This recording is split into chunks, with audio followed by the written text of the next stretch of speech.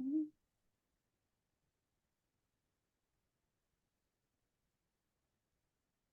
Can everyone see the full screen presentation okay? Okay, I see mostly thumbs up, so we'll go ahead and get started. I'll turn it over to you, Helene. Thank you, Laura. Hi, everyone. I'm Helene. I'm one of the new mental health specialists. I've been here since October, if you haven't met me already.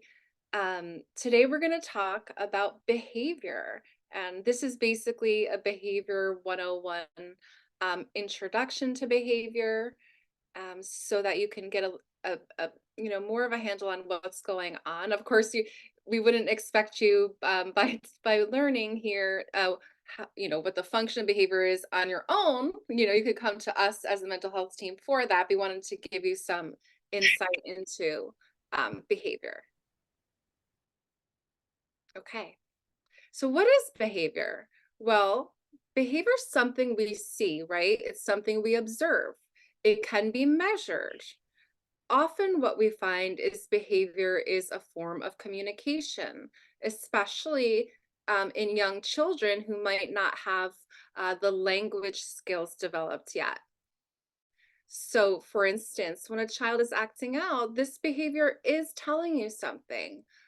In that moment, you can ask yourself, like, how can I shift the environment or what we're doing right now to better support that child? What is the child trying to communicate here? Our response to behavior. What we know is that our response to behavior can have tremendous impact on a child's learning and social success. When a child's engaging in maladaptive behaviors, they can't access learning. They can't have fun. They can't build relationships with peers. They're not in the moment. They're, navigating emotions and navigating behavior. So, we want to try to support them so that they can gain access to learning, gain access to these relationships and fun activities. When we learn to strategically respond, oops, did you move ahead? Yeah, I think, okay. So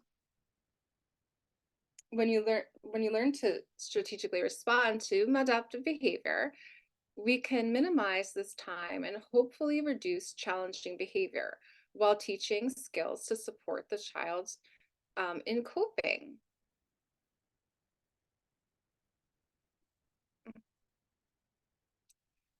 So, one of the big things that I like to tell staff when I'm working with them is not to take things personally. Sometimes that can be difficult, um, but it is important to remain calm and remain neutral. Um, Children read, they're paying attention to our nonverbal cues and our facial expressions and our body language. So we want to be really mindful that we're not showing like gestures or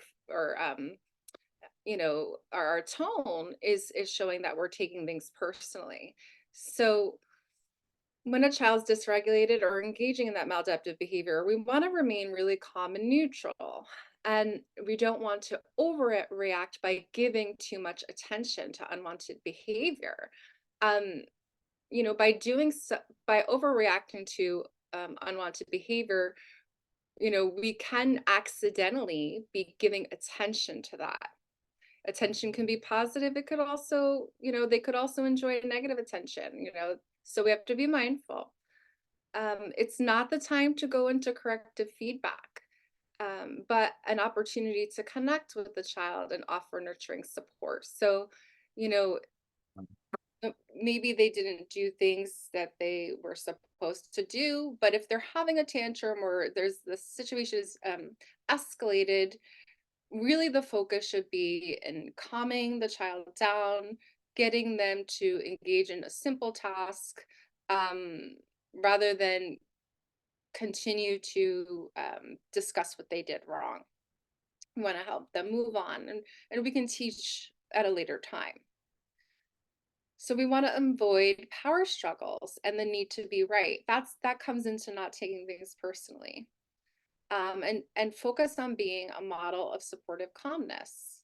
right? I always say like we want to be like the model for them to match um our mood and tone. So if they're here yelling, we don't want to try to be above them to be like, the boss, but we want to go here and get them down to our level of calmness. I find that to be really effective. So if you can practice not taking things personally, their behavior, this whole process of moving it along will be easier. Yeah. So some important information about behavior. Well, behavior happens in a chain of events. So what happens first is called the antecedent. And basically, the antecedent is what happens before the behavior occurs. So, when you're noticing a child's continuously engaging in a behavior, things to pay attention to are what happened right before this behavior occurred. That helps us see patterns. So perhaps there was an instruction given. So the antecedent would be teacher gave instruction to put toys away. So the antecedent would be the instruction. Now, the behavior, what did the behavior look like? The more specific you can get, the better. Um, you know, I I've worked with a lot of people, and the word tantrum, could mean a lot of different things to different people. So you want to be very specific. The child was kicking, hitting, throwing things, or was they just upset, making faces? Like I've heard that before as a tantrum. So, you really want to get specific on what the behavior looks like for someone to observe. And then the consequence, what happened immediately after the behavior. So that could be what the teacher did, or how, what the teacher had the child do, or what the child did after. So you want to pay attention to that. Um, we're not saying that you need to take data on this at all, but this is just how behavior works. And this is something that I use in my practice when helping people understand functions of behavior, more challenging behavior. Yes. So precursor behavior. Precursor behavior is behavior that happens before a challenging behavior. So you might start seeing patterns of this. Um, this isn't always the case, but if you're really tuned into some of the students that have more challenging behaviors, you start to see that there are warning signs before the challenging behaviors continue and escalate. Um, you might notice the child's facial expressions or their body language. Some precursor behavior could include pacing and facial grimacing, incessant requesting, perseverations. That's just like asking for something over and over again, especially with neurodiverse children. Tapping, rocking, and atypical vocalizations, special with any special needs types of children. And then you also could just notice that they're more withdrawn if they're usually like a happy child and that's not their normal, or they might have a lot of energy for a child that's typically not that way. So the change in character could also be a precursor behavior. Um, and one last thing on the precursor behavior is that it's good to pay attention to that so that okay, things are about to escalate. What can I do to shift the environment to support them right now? Right? So I want to talk a little bit about the function of behavior. And really the function of behavior is like what's maintaining it. There's four main functions, and behaviors can have more than one function. You know, Part of what I do is functional behavior assessments, which is very vigorous analysis. But I just want to, so I don't expect anyone to say this is the function of this behavior. And you could have a hypothesis of what's going on, of course. But it is, in depth of functional behavior analysis. But I do want to kind of give you the clues of what could be maintaining some of these more challenging behaviors. So, attention, right? After engaging the behavior, child gets access to attention. Now, this could be positive or negative. So they did something and you're giving praise, that would be positive attention. Or say they're doing something and they're playing nicely and don't get noticed, but every time they do something they're not supposed to do, they're getting your attention. Well, that's just been reinforced by attention, but it's negative, right? Another function of behavior is escape. So that would mean that after engaging in the behavior, an undesirable activity is removed. That could look like, you know, and I'm not saying like what to do here, but say a staff member or a parent saw that during fine motor activities, the child was engaging in maladaptive behavior, then they took it away. Well, that would be they did that to get out of the activity because it was too hard for them, right? Access to desirable items. So after engaging in the behavior, the child got access to something they wanted. We do this all the time with reward systems and earning things and allowances at home, right? Automatic reinforcement. Now, you might not have heard of this. Um, this is when it intrinsically feels good. So this is the hardest behavior to change, behavior that's maintained by automatic reinforcement, because we can't manipulate or shift that environment, right? It's internal, and that's what feels good to them. So this includes stereotypical behaviors that provide sensory satisfaction to the child. Um, some examples of behaviors maintained by automatic reinforcement could be splashing of water. You might see this in the pool. You might see this at summer camp and in the lake. Continuous splashing. And it's not that they want to splash people, but there's something that's sensory to the child that is really reinforcing. It's maintained by automatic reinforcement when they're doing that.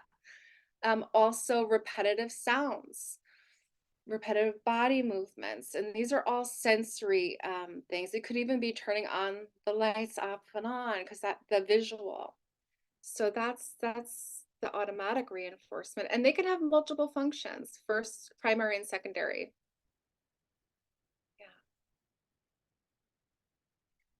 Measuring behavior. So, of course, we're not asking you to measure behavior, but if you're doing any anecdotal notes to yourself to understand why things are happening, things and if progress is being made, that's what is great about measuring behavior. When we do measure behavior, we can see that what we're trying in the environment to support a child, is it working? Are we seeing so maybe for instance a child is having a tantrum, we can time like, oh wow, initially they were having tantrums for 40 minutes. That's a long time. But over time, with strategies we've used, we're seeing the tantrums are still happening, but now they're only happening for like 2 minutes. Well, that's huge progress, right? So that's important. Looking at duration. Frequency is pretty much tallying. Like, how many times did that happen today? Intensity. Intensity is on a behavior scale. You could do 1 to 10, 1 to 5, and typically, that's already stepped out of what those meanings are, just to see like, okay, was this mild? Was it, moderate and redirectable, or was it really intense? Another way we measure behavior is anecdotal data, and we do this in ECLC with the just to let you know, right? We're just to let you know, we're kind of logging the events and giving a description of the event. We could include frequency, duration, that, if applicable. Yeah. Okay. Types of reinforcement. So positive reinforcement is social praise, a reward, attention. Positive reinforcement, it means that something is added that makes the behavior likely to continue to occur in the future. So for instance, after the child received a kindness award for helping a friend, staff noticed the child engaging in higher rates of helping behaviors with their peer. That means the award served as a reinforcer to them. Now, one mistake that parents and, people, teachers might think something is a reinforcement and they're like, I tried that. but but it might not be reinforcing to them. So reinforcement is, it's determined by the individual. Like, I will work for money, but you're not paying me in M&Ms. I don't want them. I have no interest. I can't have sugar. So, it really depends on if they like it, right? So that's what we do things in, to assess what they like. Um, I just wanted to include, the YMCA expectations, which is children learn appropriate behavior with constant modeling and constant positive reinforcement. So it's a process of modeling and reinforcement, and it doesn't happen in a day, like we know, and that we just continue to engage in that process of positive reinforcement. Okay, negative reinforcement. Negative reinforcement means something is taken away and we increase desired behavior. So the negative means it's a removal and it increases behavior we want to see. For instance, Johnny engages in eloping behavior. That's running away. I know we have a lot of that at summer camp. Every time staff presents a coloring activity. So we're seeing that two things. By running away, Johnny's escaping an aversive stimulus. That means like he doesn't like coloring. So the function of his running is maintained by escape. And let's dive into this a little deeper. If the staff removes the crayons and the coloring activity and offers something else, and Johnny does not run away, then the removal of those crayons and coloring activity are operating under negative reinforcement. So they're supporting the student to not run. We removed the coloring activity. Johnny is on task now. And so we're increasing on task behavior by removing something. So that would be operating under negative reinforcement.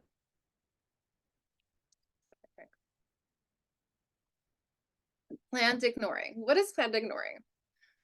Well, planned ignoring is not giving access and ignoring attention to minor behaviors that may have been previously reinforced. Helene, I'm sorry to interrupt. Is everyone still seeing the slide? It disappeared from my screen. I see it. Everyone can see the Yes. slides okay? Okay, Yes. that's gonna make driving the slideshow a little difficult, but I'm gonna do my best here. Sorry. Oh, Keep okay. going. Go. I will give you a nod. Thanks. Thanks, Laura. Okay. So some behaviors that we may use planned ignoring for is fidgeting, gazing out the window, standing rather than sitting. Minor behaviors, it's better to use planned ignoring than to constantly giving that energy, because remember, you don't want to negatively reinforce it. So be mindful of picking your battles and focus on connection over correction. Also, a young child who is crying should not be ignored. Like, crying is not a behavior to ignore. We want to support them in that emotional regulation. Now, we can give them space as needed, but we want to try to get them calm and support them through that process. Not because I feel like if you're ignoring them, you might be, stating like, oh, I don't like that, or I'm mad at you. Like, and that's not the time to be in some sort of judgment. You want to support them. Thank you. Okay, you can change the slide. Okay.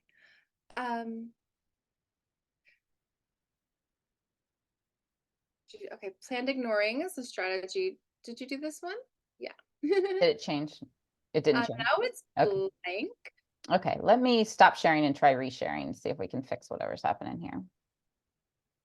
Sorry about that, everybody.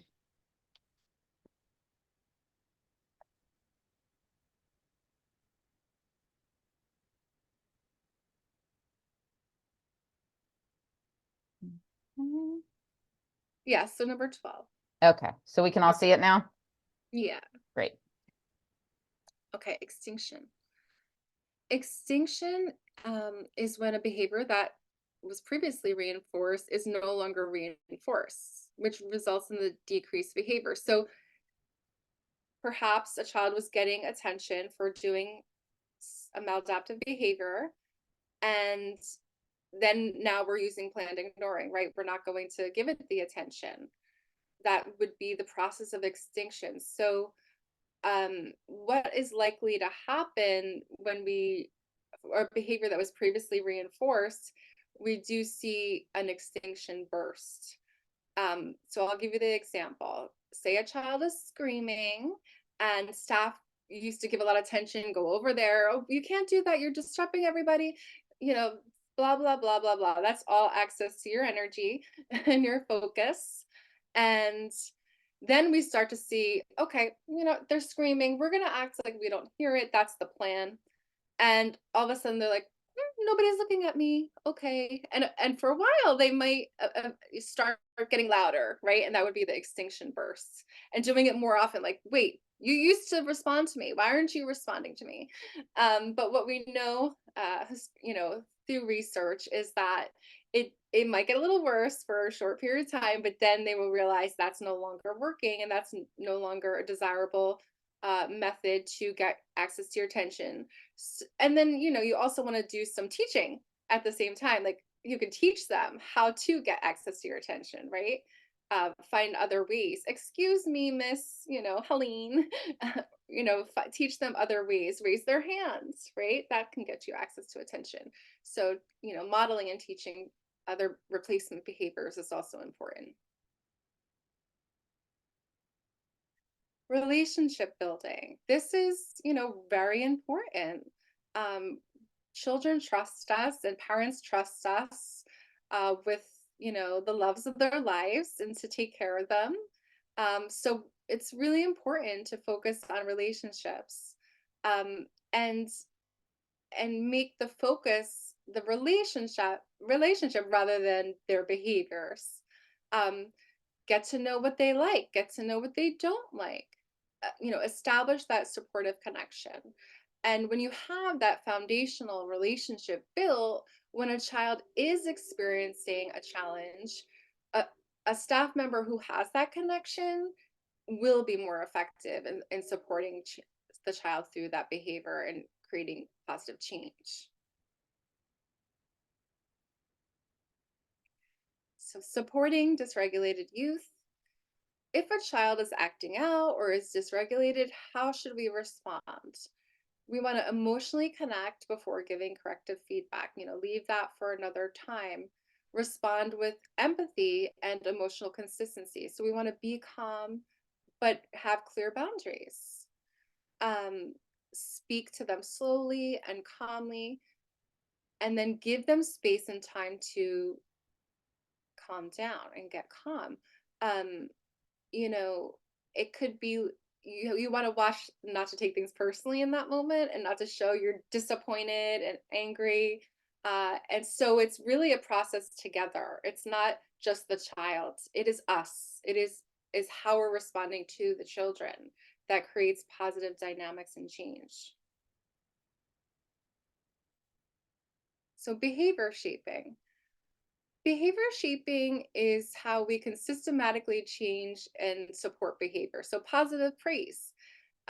For instance, we're doing the Kindness Tree Project in the ECLC, the Kindness Project for school-age children in SAC summer camp.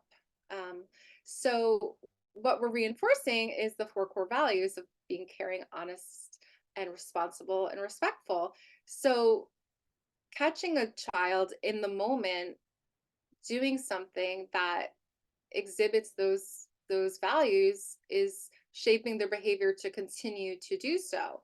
So if a child asked a friend to play who was sitting alone, giving them, an apple or reward for on the apple on the tree on the kindness tree for is shape a way of shaping that behavior. Same thing with the award system that go home with for the school age children.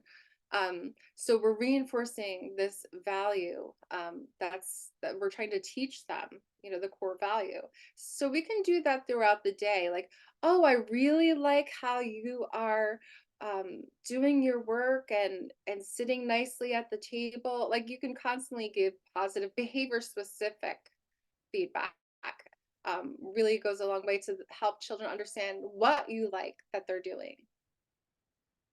Yeah. Challenging behavior. If a child is challenging an adult, what should you do?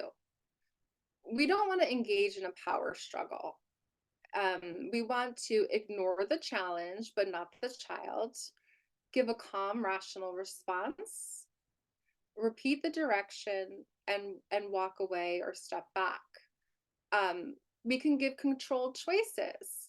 So if they don't want to do one activity, you can do crafts or swim. I mean, you can whatever works for your environments. That was just an example.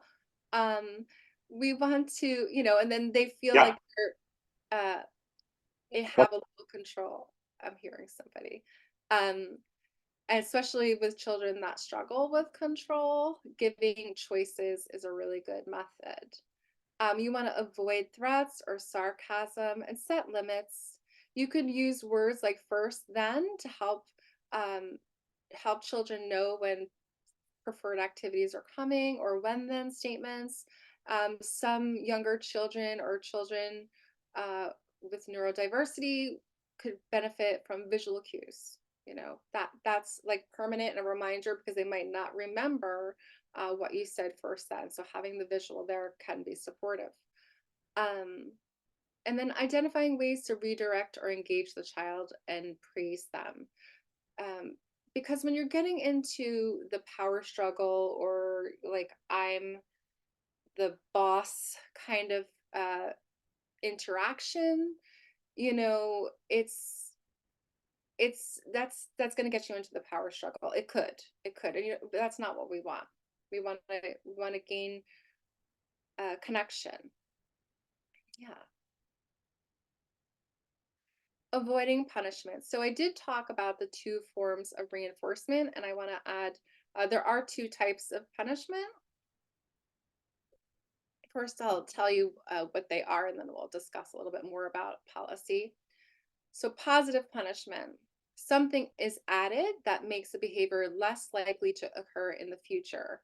Um, Example, yelling at a child for bad behavior, which results in a decrease of that behavior occurring in the future. Okay, so the yelling what's added, and the child stopped doing the behavior. But that's not really relationship building, is it?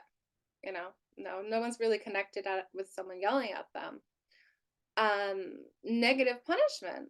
Something is taken away that makes a behavior less likely to occur in the future. So an example of this is when a child misbehaves, a parent takes away a favorite toy, which results in a decrease of that behavior occurring in the future. Now, the YMCA expectations just coming out of the handbook, a reminder that under no circumstances shall disciplining a child involve hitting, corporal punishment, abusive language, ridicule, harsh, humiliating, or frightening treatment, unsupervised isolation, withholding of emotional responses or stimulation, enforced silence for long periods of time, association with the child's behavior with rest, toileting, or food, or any other form of child abuse, neglect, or exploitation. That's in the handbook. But why do we, want to avoid punishment? There are negative impacts of using punishment. In behavior analysis, that is it's a last resort type of behavior. We do not, it's not recommended to use punishment. They're discouraged at the YMCA per parent handbook, but the research has shown that there are negative impacts of punishment on relationships, and relationships really need to be the forefront of what we do with the children that we're working with. Punishment can have negative impacts, including negative feelings towards staff, fear of coming to the environment where the punishment occurred, possibly aggression and increased anxiety. And, you know, there's research there to support that. Trauma. So we don't always know if a child has experienced any sort of trauma.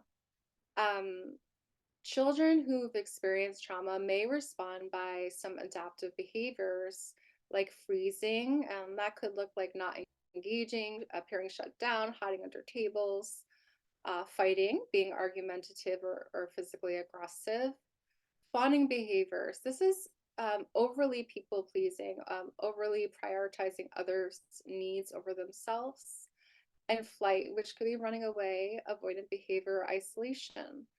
It's important to use a very nurtured approach with children, and especially those who may have had a traumatic experience. So it's something to be mindful of. Recovering from dysregulation, we want to check in on the child's physical needs. Do they need water, rest, or a snack? This isn't reinforcing, this is support. Reestablish communication with the child. You know, are you ready to talk? You know, do you want to sit next to me and read a book? You know, this is not the time to process the incident or discuss the consequence, right? Because that's just going to get them back into dysregulation really quick. So we want to set the tone of moving forward and in connection. So connect and not correct, focus on building that rapport. Co-regulation techniques could be breathing together, doing a calm yoga pose together, going for a little walk together, reading a book. Continue to model calm behavior, use calm, slow and speech, and be mindful of your body language. Don't show that you're really disappointed in them, just be really supportive. And you want to give them the space, yet show that you're supportive. So that really depends on the child. You can see some kids are ready to, you know, need more support from you, and some take a little more time in their calm when they're ready. Yeah. I just wanted to add a slide for the history lovers here, where behavior analysis, you know, how it kind of started and who are the important figures in behavior analysis. If you'd like to learn more, Ivan Pavlov, B.F. Skinner, and Dr. Ivar Lovaas are really foundational in the, you know, in the creation of behavior, the study of human behavior. And now we're going to open it up for questions.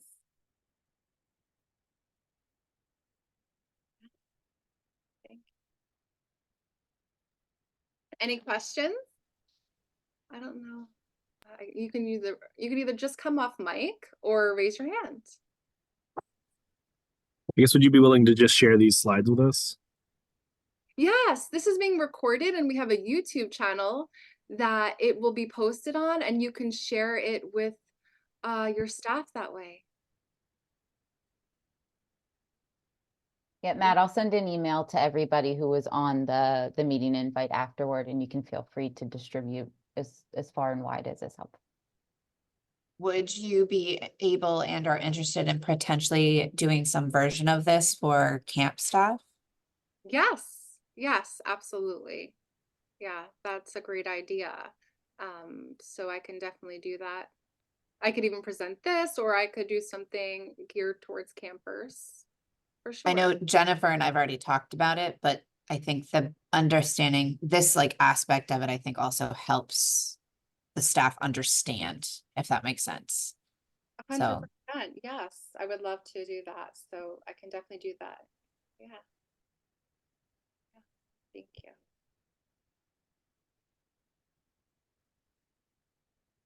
Any other questions?